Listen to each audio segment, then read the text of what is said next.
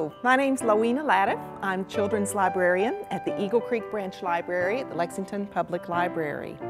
And I wanted today to talk about our story times. First, I'd like to invite you all to all of our story times at all of our 6 locations. But mostly what I wanted to do today is talk about the components of a story time.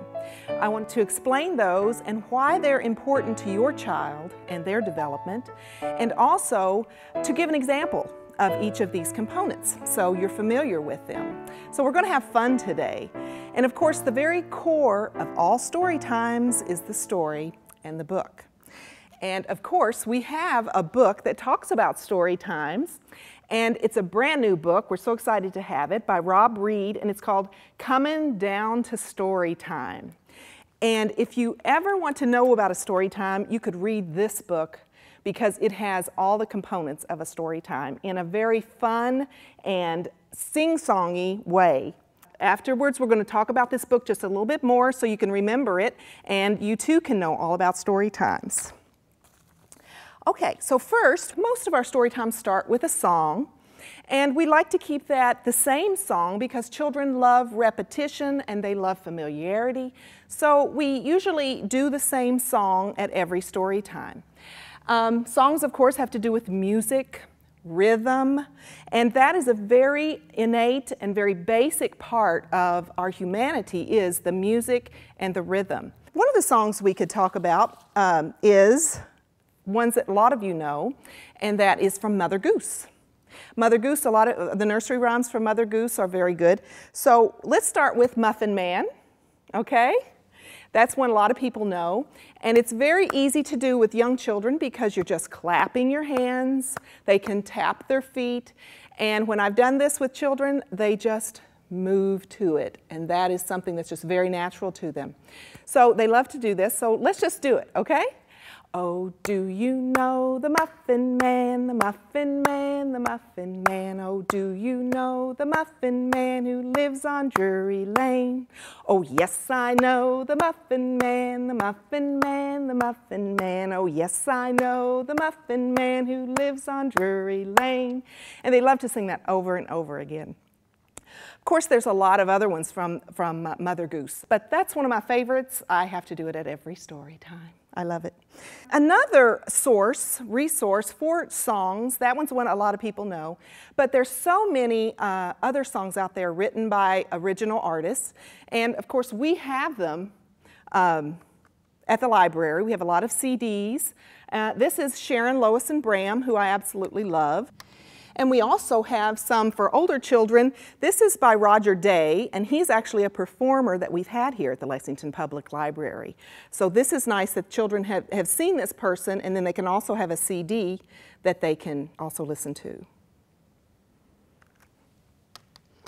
So let's do one of Sharon, Lois, and Bram's songs. I have to always throw one of those in. And it also incorporates movement. And this is one that they do quite often, and we start out with this, and it goes like this. Skin-a-ma-rinky-dinky-dink, skin-a-ma-rinky-doo, I love you.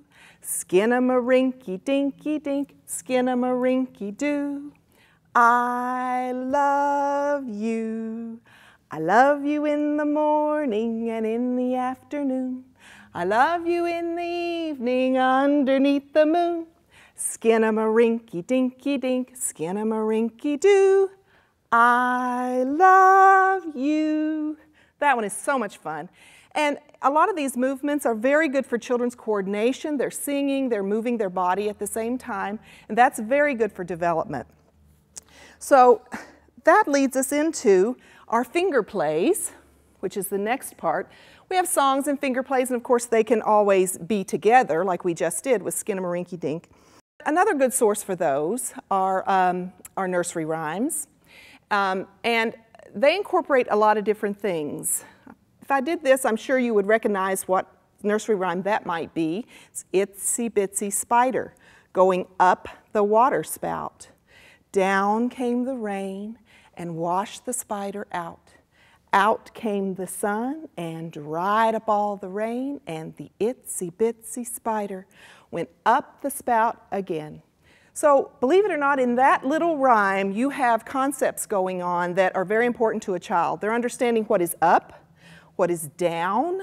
If you want to get even more complicated, you can explain why the sun can dry up the rain. There's a lot of things that go on in these finger plays that are very educational for children and a lot of fun.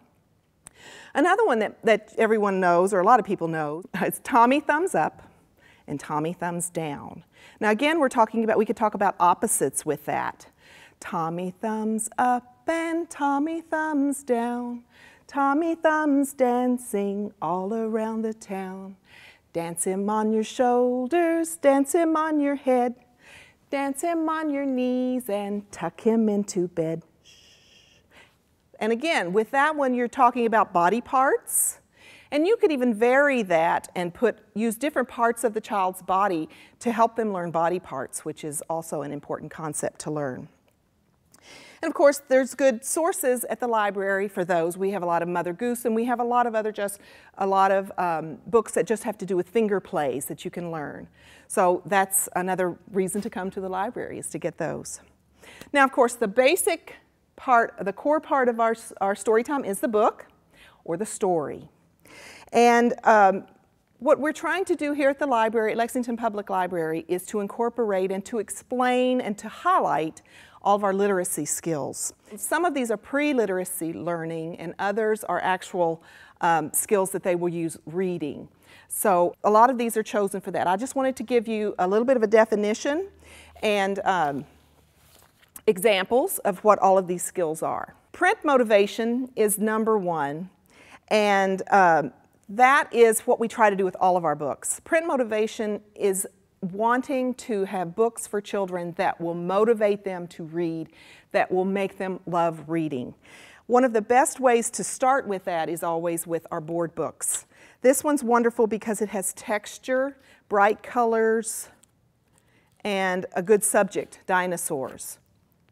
It's also good, this one is also good, a board book, for learning letters, and children love realistic pictures.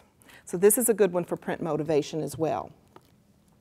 For the older child, this one is wonderful. It's very popular. As you can see, it's a book with a hole in it. It's kind of a peekaboo book. You don't know what you're seeing. And this leads the child through the book to see what's on the next page. And it's always a surprise, like this. This one's very popular, Shark in the Park. Another concept that we have is vocabulary. And we have a really great author here, Byron Barton, and My Car is very popular because of the bright colors, the very large text, the wonderful letters there that the child can see. Inside it talks about different things that the car will do. Here we have parts of the car that a child can point to and talk and learn the vocabulary for that, for a car. So, and this is another good one, In the Small, Small Pond by Denise Fleming. And the nice thing about this one is she uses really complex vocabulary for very simple things. Waddle, wade, geese, parade. Waddle and wade is not usually a word that you use in ordinary speech. That's why books are very good for vocabulary building, because even though your child is listening all around to everyday speech, these use a lot broader vocabulary for children. So something as simple as a simple book like this is very good for vocabulary.